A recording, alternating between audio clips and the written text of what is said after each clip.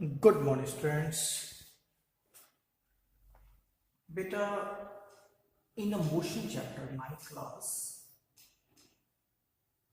today we are going to solve the numericals related to the equations of motions for uniformly accelerated body. एक body बेटा चल रही है और उसकी वेलोसिटी एक कांस्टेंट रेट के साथ बढ़ रही है, उसको बोलते हैं यूनिफॉर्मली एक्सीलरेटेड बॉडी। अगर कांस्टेंट रेट से कम हो रही है तो उसको यूनिफॉर्म रिटार्डेशन बोलते हैं, रुकना, है ना।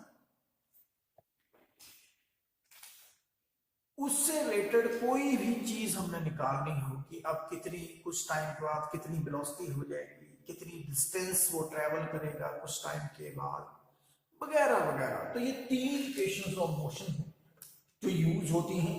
इनके बारे में आप बहुत फेमिलियर हो, ग्राफिकल मेथड से हमने इनको ड्राइव भी कर लिया। B is equal to U plus A T, first equation. B मतलब फाइनल वेलोसिटी, T मतलब टाइम के बाद जब U इनिशियल थी, A एक्सीलरेशन था। S डिस्टेंस ट्रैवल्ड होती है, U initial, T time, A acceleration, T time, है ना। ये फाइनल वेलोसिटी है, ये इनिशियल वेलोसिटी है, ये एक्सीलरेशन है, ये डिस्टेंस ट्रैवल्ड। तो सबसे पहले एक चीज ध्यान रखो कि कभी भी आपको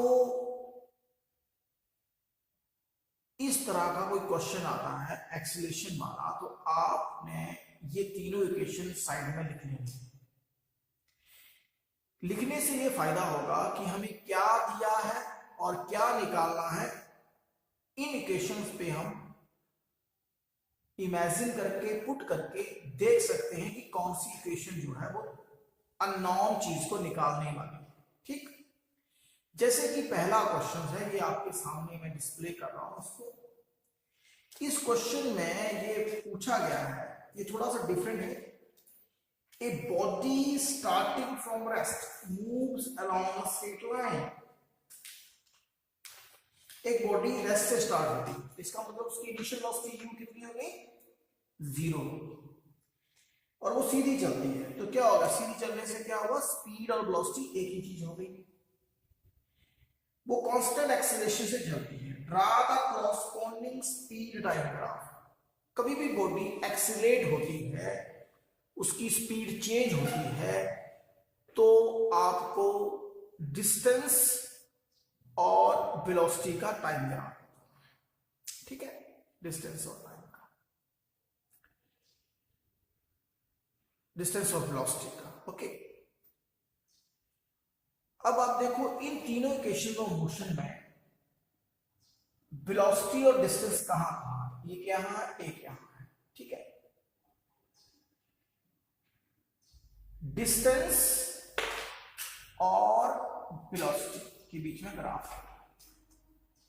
अब एक्सीलरेशन दे रखा है, u 0 है तो ये इक्वेशन लगेगी, टाइम नहीं दिया तो ये नहीं लगेगा। तो मैंने ग्राफ समझने के लिए भी कैसा बनेगा, मैंने थर्ड इक्वेशन ऑफ मोशन लिखी, b square is equal to u square plus 2as। u 0 है तो ये 0 हो गया, 2as रह गया। b square is equal to 2as, b square is directly proportional. देखो ये जो एक्सीलरेशन है ये कांस्टेंट है, ठीक है। कांस्टेंट जो चीज होती है उसको ये प्रोपोर्शनलिटी सिंबल चेंज अब्सॉर्ब कर लाता है एक तरह से, राइट। तो प्रोपोर्शनलिटी ने इसको खा लिया। जैसे मैं आपको याद करवाऊं, आपने न्यूटन का जो लॉ है, यूनिवर्सल लॉ, आप कई बार पढ़ोगे, आप आगे भी पढ़ने वाले इन चीजों को, कि हम पढ़ेंगे कि F जो फोर्स होती है इस तरह से डायरेक्टली प्रोपोर्शनल होती है। इस प्रोपोर्शनलिटी को एक कांस्टेंट से चेंज करते हैं, ये कांस्टेंट ऑफ प्रोपोर्शनलिटी। अलग अलग फार्मूले में अलग अलग कांस्टेंट आता है। तो यहां पे जो कांस्टेंट है, इस जी को डालना है कांस्टेंट को, तो प्रोपोर्शनलिटी सिंबल लगा लो। तो मैंने वही किया है, कांस्टेंट को प्रोपोर्शनलिटी से चेंज कर दिया। अब v क्या आ गया, अंडर रूट s आ गया, ठीक। अगर b is equal to s आता, वेलोसिटी और डिस्टेंस सीधी रिलेशन आता ऐसे, है ना, लेकिन यहां अंडर द रूट है, मतलब क्या है कहने का, अगर डिस्टेंस 1 होती है तो वेलोसिटी भी 1, ठीक है।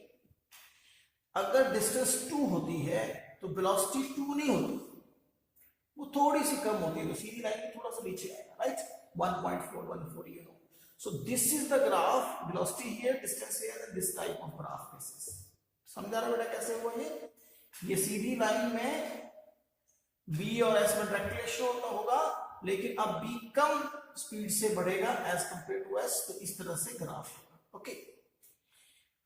अब मैं दूसरी इक्वेशंस, दूसरा न्यूमेरिकल लेता हूं। न्यूमेरिकल की स्टेटमेंट आपके सामने है।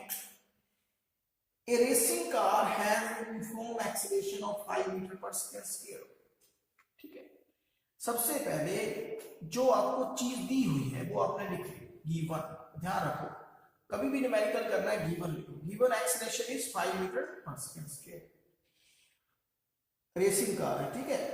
What distance will it cover in 20 second after starting on rest, rest से स्टार्ट हो रहा है तो initial velocity is 0, time 20 seconds, तो कहते हैं 20 सेकंड्स के बाद वो कितनी डिस्टेंस ट्रैवल करेगा, okay.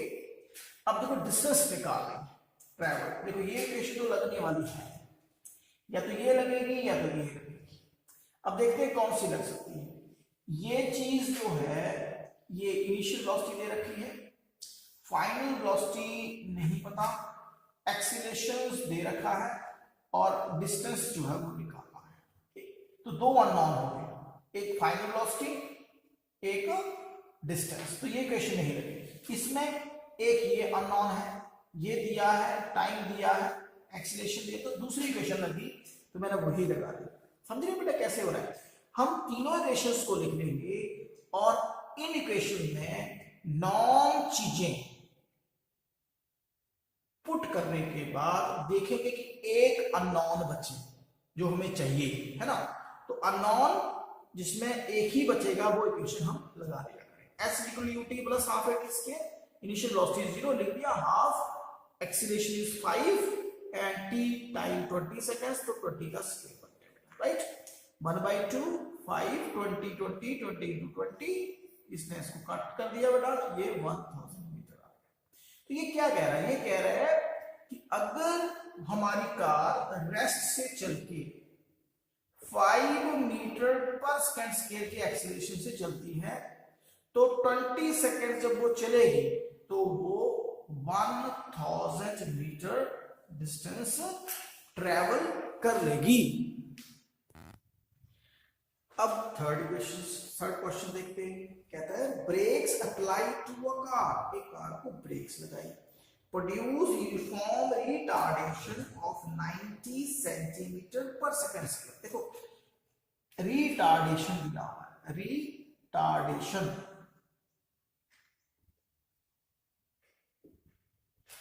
90 centimetre per second square. अगर मैंने इसको एक्सीलरेशन लिखना हो तो लिख सकता हूं, बट मुझे माइनस साइन लगाना पड़ेगा, सेंटीमीटर पर सेकंड स्क्वायर। इसको first of all change in SI units. Centi का मतलब क्या होता है, 10 की पावर -2, मतलब 1/100 सेंटी, ध्यान रखो, सेंटी मतलब 1/100 मीटर, सेंटीमीटर, है ना, 1/100, तो 90/100 हो गया metre per second square. This becomes 0.9 meter per second square, right? Then they say if the car was traveling with the velocity, तो उसकी velocity दे रखी है बेटा 27 meter per second. Then what distance will it cover before coming to rest? So final velocity, this is initial velocity, right? So initial distance, because brakes are applied, so final velocity, this is the initial velocity and this is the final velocity, v is equal to 0. So question is asked that what distance it will cover, what distance it will cover, right? So let us come on the equations. We have equations, है ना. Distance travel करनी है तो ये तो equation लगने वाली है, पहली वाली तो लगेगी, राइट. इन दोनों में से एक लगने वाली है. A, U, V and S. A is given, V is not required, it will not in equation. U is given and T is not given. So there are two unknowns. Number one is this S and number one is the T. So this question will not be applied. Naturally, this is according to third equation of motion.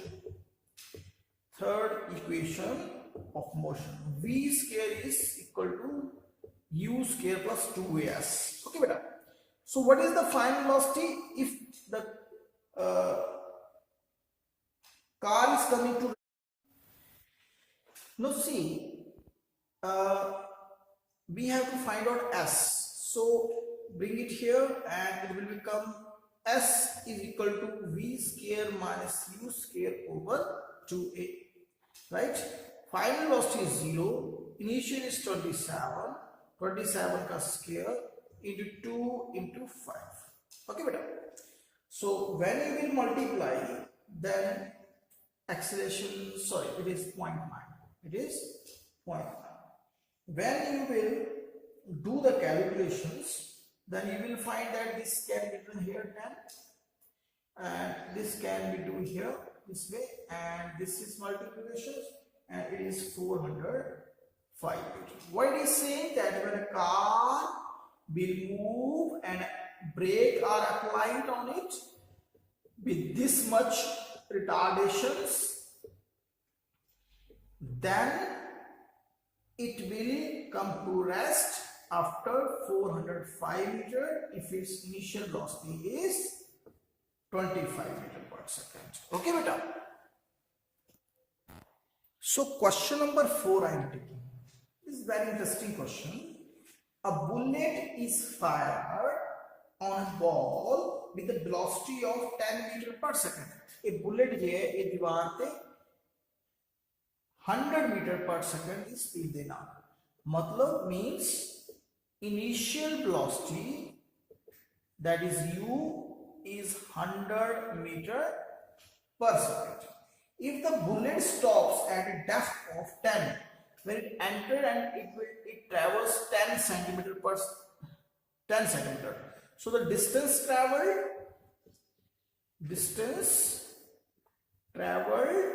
S is 10 centimeter inside the ball. Then find the retardation produced by the ball. Then we have to calculate accelerations. Retardation means acceleration that we will find out, that it will be negative. So we have to find out acceleration.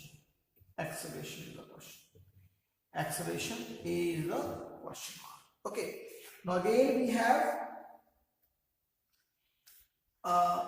this in a centimeter, we have to convert in meters, 10 over 100.